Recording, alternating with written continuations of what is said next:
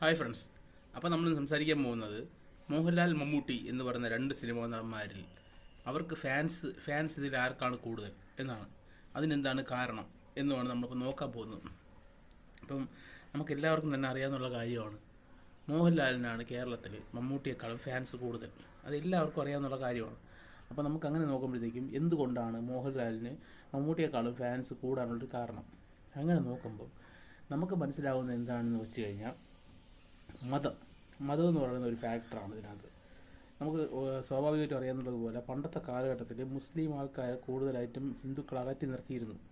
അതിപ്പോൾ നിങ്ങൾക്ക് അറിയാവുന്നതെന്ന് എനിക്ക് അറിഞ്ഞൂടാ, പക്ഷേ നേരത്തെ പണ്ടത്തെ കാലത്തെ കാര്യമാണ് ഞാൻ പറയുന്നത്. പണ്ട് അതുപോലത്തുള്ള അങ്ങനെ ഹിന്ദു മുസ്ലിം വേർതിരിവ് പണ്ടത്തെ കാലത്തുള്ള ആൾക്കാർക്കുണ്ടായിരുന്നു. അതുപോലെ തന്നെ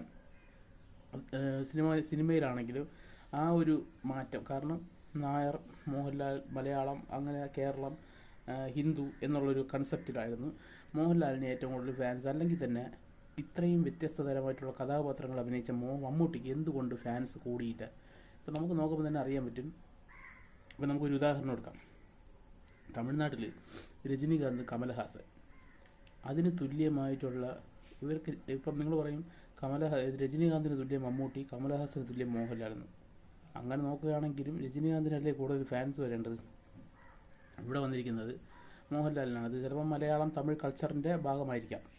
പിന്നെ നമുക്ക് നോക്കേണ്ടത് എന്താണെന്ന് വെച്ചാൽ, ഇതിൽ എൻ്റെ അഭിപ്രായത്തിൽ കമലഹാസന് പകരവും രജനികാന്തിന് പകരവും ഇവിടെ കേരളത്തിൽ മമ്മൂട്ടി മാത്രമേ ഉള്ളൂ. കാരണം എന്താണെന്ന് വെച്ചാൽ, നിങ്ങളിപ്പം ചിരിക്കുമായിരിക്കും, ചിലപ്പം താഴെ കമൻറ്റ് ബോക്സിൽ എന്തെങ്കിലും തെറി വിളിക്കുമായിരിക്കും. കാരണം ഞാൻ പറഞ്ഞുതരാം. ഇപ്പം കമലഹാസൻ എന്ന് പറയുന്ന പുള്ളി ഏതൊക്കെ ക്യാരക്ടർ അഭിനയിച്ചിട്ടുണ്ട് എന്ന് വെച്ചാൽ നിങ്ങൾക്ക് നോക്കുമ്പോൾ തന്നെ അറിയാം. പുള്ളി എന്തൊക്കെ വ്യത്യസ്ത തരം വേഷങ്ങളിൽ, നമുക്ക് ദശാവതാരം എന്ന് പറഞ്ഞ സിനിമ മാത്രം എടുത്താൽ മതി, അതിൽ തന്നെ മനസ്സിലാവും എന്തൊക്കെ വേഷങ്ങൾ. അതേപോലുള്ള വേഷങ്ങൾ ഏതെങ്കിലും മോഹൻലാൽ ചെയ്തിട്ടുണ്ടോ? ഉണ്ടെങ്കിൽ പറയാം, ഇല്ല. പക്ഷെ മമ്മൂട്ടി ചെയ്തിട്ടുണ്ട്. അപ്പം കമലഹാസന് ചെയ്യാൻ പറ്റുന്ന റോളുകളെല്ലാം മമ്മൂട്ടി ചെയ്തിട്ടുണ്ട്, പക്ഷെ മോഹൻലാൽ അതൊന്നും ചെയ്തിട്ടില്ല. ഇനി രജനികാന്ത് ചെയ്യുമ്പോൾ കോട്ടും സ്യൂട്ടും ഒക്കെ ഇട്ട് സ്റ്റൈലിഷ് ആയിട്ട്, ഇപ്പം തന്നെ നമുക്ക് ബസൂക്ക എന്ന് പറഞ്ഞ സിനിമയുടെ ട്രെയിലർ നോക്കിയാൽ ഞങ്ങൾക്കറിയാം. അപ്പം അതിൽ വന്ന മമ്മൂട്ടിയുടെ ലുക്ക് അതുപോലെ മോഹൻലാൽ വന്നു കഴിഞ്ഞാൽ ആ ലുക്ക് കിട്ടുമോ? ഇല്ല.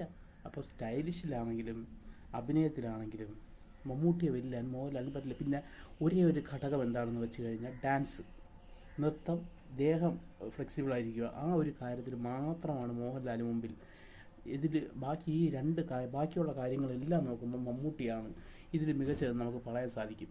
അപ്പോൾ നിങ്ങൾക്ക് ഞാനിപ്പോൾ പറഞ്ഞ ആ രണ്ട് കൺസെപ്റ്റ് മാത്രം നിങ്ങൾ നോക്കിക്കഴിഞ്ഞാൽ നിങ്ങൾക്ക് മനസ്സിലാവും, കേരളത്തിൽ മമ്മൂട്ടിയാണ് തമിഴ്നാട്ടിലെ രജനികാന്തിന് തുല്യവും കമലഹാസന് തുല്യവും. മോഹൻലാൽ ഇപ്പം ഞാൻ വെളിയിൽ തമിഴ്നാട്ടിൽ ബാക്കിയുള്ള സ്ഥലത്തൊക്കെ പറയുന്നത് എന്താണെന്ന് വെച്ച് കഴിഞ്ഞാൽ, മോഹൻലാലിനെ തമിഴ്നാട്ടിലല്ല ഈ കേരളം വിട്ടുള്ള ബാക്കിയുള്ള സ്ഥലങ്ങളിൽ കാണുന്നത് വിജയകാന്ത് എന്ന് പറയുന്നൊരു തമിഴ് നടനുണ്ട്, ക്യാപ്റ്റൻ വിജയകാന്ത്. പുള്ളിക്ക് തുല്യമായിട്ടാണ് മോഹൻലാലിനെ അവർ കാണുന്നത് മലയാളത്തിൽ നിന്ന്. അല്ലാതെ ഒരു വലിയ സൂപ്പർ സ്റ്റാർ എന്നുള്ള നിലയിലൊന്നും ആരും കാണുന്നില്ല.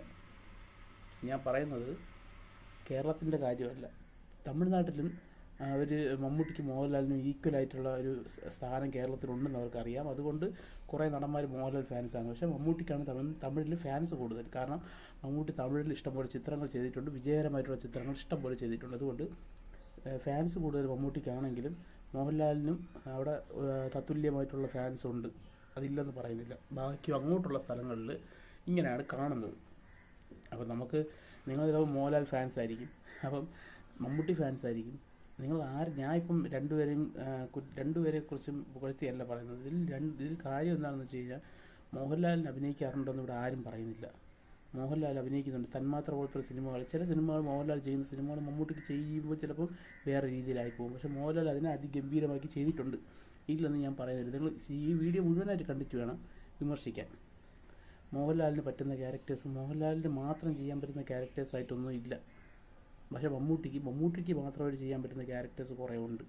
അതാണ് ഇവർ തമ്മിലുള്ള വ്യത്യാസം. അപ്പം നിങ്ങൾക്ക് ഇതിലെന്തെങ്കിലും അഭിപ്രായമുണ്ടോ? കാരണം കമലഹാസൻ ചെയ്ത ദശാവതാരം സിനിമ പോലെ ഡിഫറൻറ്റ് ക്യാരക്ടേഴ്സ് എന്ന് വെച്ചാൽ ലുക്ക് മാറ്റി വേറെ ലുക്കിലോട്ട് കൊണ്ടുപോയി അവിടെ വിജയിപ്പിക്കണം. എന്ന് വെച്ചാൽ നമ്മുടെ സ്വന്തം ലുക്കിൽ മോഹൻലാൽ അഭിനയിക്കുന്നത് പോലെ സ്വന്തമായിട്ട് എന്താണ് താടി പിടിക്കും. ഇപ്പോൾ താടി വെച്ചുകൊണ്ടാണ് അത്. അപ്പോൾ ഈ ഒരു കാര്യത്തിനെ കുറിച്ച് നിങ്ങളുടെ അഭിപ്രായം എന്താണെന്ന് വെച്ചാൽ നിങ്ങൾ തീർച്ചയായും കമൻറ്റ് ബോക്സിൽ ഇടണം. അപ്പോൾ തമിഴ്നാട്ടിലെ രജനിക്കും കമലഹാസനും തുല്യമായി കേരളത്തിൽ ഒരേ ഒരു നടനേ ഉള്ളൂ, അത് മമ്മൂട്ടിയാണ് എന്നാണ് എൻ്റെ അഭിപ്രായം. അപ്പോൾ നിങ്ങൾക്ക് ആർക്കെങ്കിലും എതിരഭിപ്രായം ഉണ്ടെങ്കിൽ എന്തുകൊണ്ടാണെന്നുള്ള സഹിതം നിങ്ങൾ കമൻറ്റ് ബോക്സിൽ ഇടണം. ഞാൻ പറഞ്ഞ ഉദാഹരണങ്ങൾ നിങ്ങളൊന്ന് വകയിലെടുത്ത് നോക്കണം.